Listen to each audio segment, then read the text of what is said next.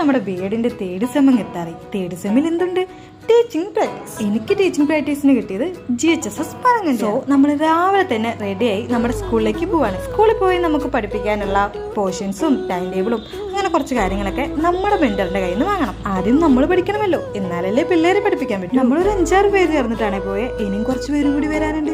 ചില സാങ്കേതിക തകരാറ് മൂലം അവർക്ക് വരാൻ പറ്റില്ല. അങ്ങനെ നമ്മുടെ സ്കൂളൊക്കെ എത്തി നേരെ ടീച്ചേഴ്സിനെ കാണാൻ പോയി. ഇതാണ് ഞങ്ങളുടെ സോഷ്യൽ സയൻസിന്റെ മെന്റർ ഗ്രേസി മിസ്. അങ്ങനെ ഞങ്ങൾ മിസ്സിനൊക്കെ കണ്ട് ഞങ്ങൾക്ക് വേണ്ട പോർഷൻസും ടൈം ടേബിളും കാര്യങ്ങളും എല്ലാം വാങ്ങിച്ചു. ഞങ്ങൾ ആദ്യം ഹൈസ്കൂൾ അടുത്ത്, അതുകൊണ്ട് നമുക്ക് 8-9 പഠിപ്പിക്കേണ്ടത്. അത് കഴിഞ്ഞ് നേരെ നമുക്ക് വേണ്ട ടെക്സ്റ്റ് വാങ്ങാൻ പോയി. നമുക്ക് സോഷ്യൽ സയൻസിന്റെ ടെസ്റ്റാണ് വേണ്ടത്. നമ്മുടെ UP സാറ് നമുക്ക് വേണ്ടി അതെല്ലാം എടുത്തു തന്നു. അത് കഴിഞ്ഞ് നേരെ ഞാൻ നമ്മുടെ പിള്ളേരെ കാണാൻ പോയി. ഇതിനു മുമ്പ് ഇവിടെ ഒരുപാട് തവണ വന്നിട്ടുള്ളത് കൊണ്ട് തന്നെ പിള്ളേരൊക്കെ ആയിട്ട് നല്ല സെറ്റാണ്. കഴിക്കെല്ലാവരും.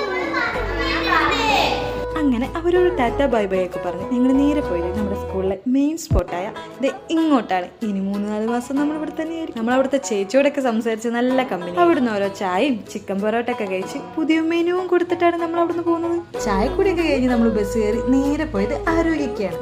സഫയ്ക്ക് തീരെ വയ്യ, സോ അവളെ ഹോസ്പിറ്റലിൽ. പിന്നെ ഞാൻ സഫ വരുന്നത് വെയിറ്റ് ചെയ്ത് ആരോഗ്യമായിരുന്നു. ദേവി വരുന്നത് നമ്മുടെ മനമാണ്. അങ്ങനെ സഫേന്റെ ഡോക്ടറെ കാണിച്ച് മരുന്നൊക്കെ വാങ്ങിച്ച് നമ്മൾ നേരെ പോയത് എങ്ങോട്ടാ? മന്തി കഴിക്കാൻ. പുറത്തിറങ്ങിയ പിന്നെ ഞങ്ങൾക്ക് അപ്പം മന്തി. അങ്ങനെ മന്തിയൊക്കെ കഴിച്ച് കഴിഞ്ഞ് നമുക്ക് കുറച്ച് സാധനങ്ങൾ വാങ്ങാനാണ്. അങ്ങനെ നേരെ കടയിൽ പോയി. ഞാൻ അവിടെ നിന്ന് സ്ട്രോബെറി ഫ്ലേവറിന്റെ ഒരു യോഗേട്ട് വാങ്ങി. പിന്നെ കുറച്ച് വേറെ സാധനങ്ങളും വാങ്ങിച്ചു. പിന്നെ നമുക്ക് ഫ്രൂട്ട്സ് വാങ്ങണമായിരുന്നു. അങ്ങനെ സ്ഥിരം വാങ്ങുന്ന ഒരു ഫ്രൂട്ട്സ് ചാട്ടുള്ള കടയിൽ പോയി.